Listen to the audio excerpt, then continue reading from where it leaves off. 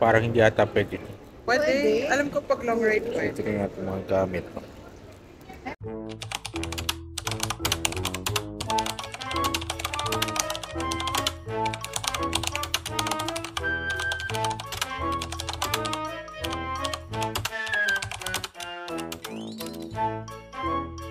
Pwede nga dito sa coin locker, oh.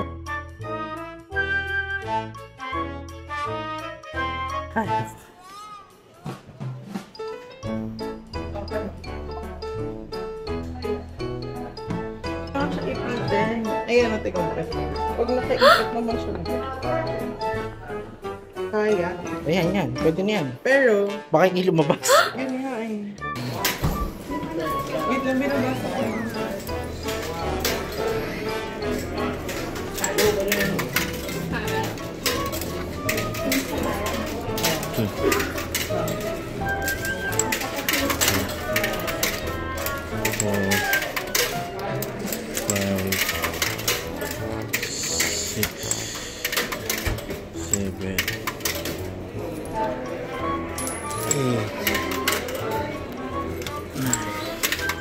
Wow.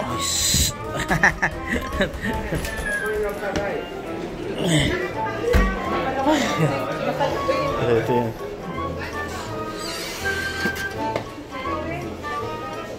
Shoot mo na. Ay, going out?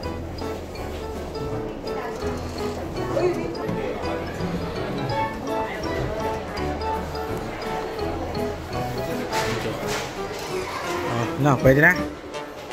Go. May numero pala. Para alam ko 900 na yun na-shoot. Makuha, na-shoot ka rito 900. Shoot.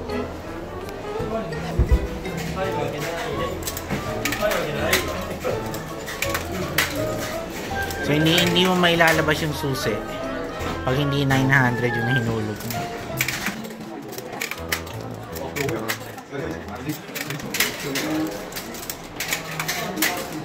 Sige, ikot. Ikot. Ikot mo. Paano? Yun. See? Ang galing. Halika na, pasyal na tayo. Ito, sagaling natin yan.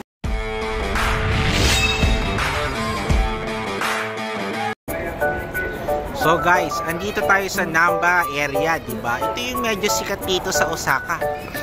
Kasi andito yung Nankai Namba Station. Dito ka sasakay mamaya pabalik ng Kansai Airport doon sa para makabalik tayo sa Pilipinas. Yun, no?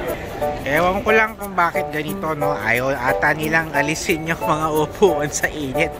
Ang dami naman ditong malililim na lugar, diba? Pero pinantrip nila eh. Kaya, uy, may Wendy's pala dito sa Namba. Na-miss ko to, oh.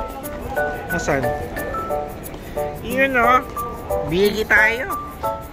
So, pag nasa Namba Station ka, ayun yung papuntang Dotonbori, oh. Shopping na agad. Eh, kaso pauwi na kami. So guys, thank you for joining us our 10 days or 11 days trip dito sa Japan. Wow. Our first stop is Nagoya, diba? And then after 6 days or 5 days, we went to Osaka naman. So, wow. we're just waiting for our flight later in the evening. So, kaya para hindi kami masyadong ma-stress at 8 lahat yung aming baggages. Ang check-in naming 4 kala bibigat, kala laki. So, yun lang naman. Thank you. So, andun yung Nankai Namba Station, no? So, pumasok muna tayo dito sa kanilang parang shopping street, eating street. At ito ata yung dire-diretso papunta doon sa Dotonbori, doon kay Running Manglikos, diba? At saka may malaking crab. We have still 3 hours to walk around along Namba Station.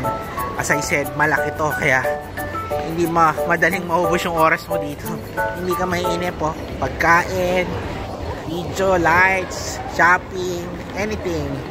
So, kakaiba yung vibe dito sa Osaka if you compare it to Tokyo. So, but I guess it's up to you. Lalo na kung first time mo lang dito going to Japan. Siyempre, ang gusto nila is Tokyo para andun yung Mount Fuji, andun yung Shibuya Crossing. Pero siguro, once na nakarating na kayo ng Tokyo, I guess yung next travel bucket list nyo will be Osaka. Kasi pag nasa Osaka ka, andyan ng Kyoto, Nara, Kobe, at Nagoya, di ba? Kagaya ng ginawa namin. Iyon, no? So guys, nandito ako sa gitna ng Namba Station or Namba Shopping District. So pakikita ko tong isang street na to.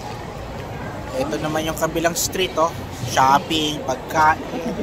Ito rin yung isang kabilang street, shopping pa more, pagkain pa more.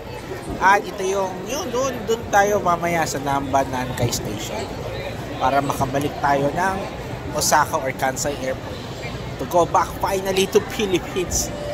At namimiss ko rin mga followers ko sa Pilipinas kasi ang init daw dyan. Siyempre, dadamayan ko kayo kasi ngayon medyo malamig ilang araw ko dito, pero syempre anak araw naman tayo, kaya Wow. see you later tomorrow guys. Iyon, no? Love it. So naglalakad ngayon tayo dito sa Namba Walk, syempre kaya dapat lakad, bawal tumakbo.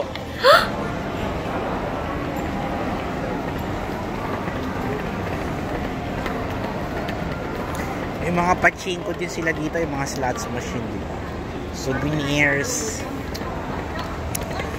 So, dito ata tayo sa the famous Namba Walk, diba?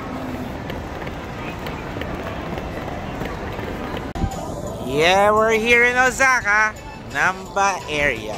So, we're going to the Namba Station, Nankai, because we're going back to Manila. To all my followers in Manila, I'm coming home. Tito Nelly's will be back shortly. About 4 hours travel from Osaka to Manila.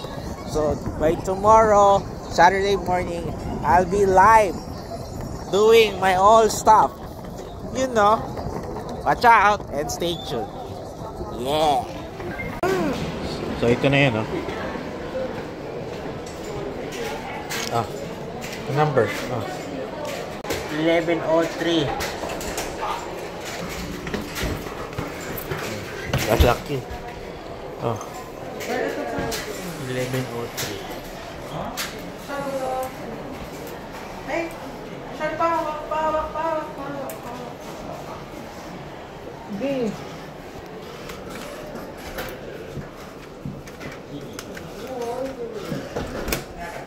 Wow.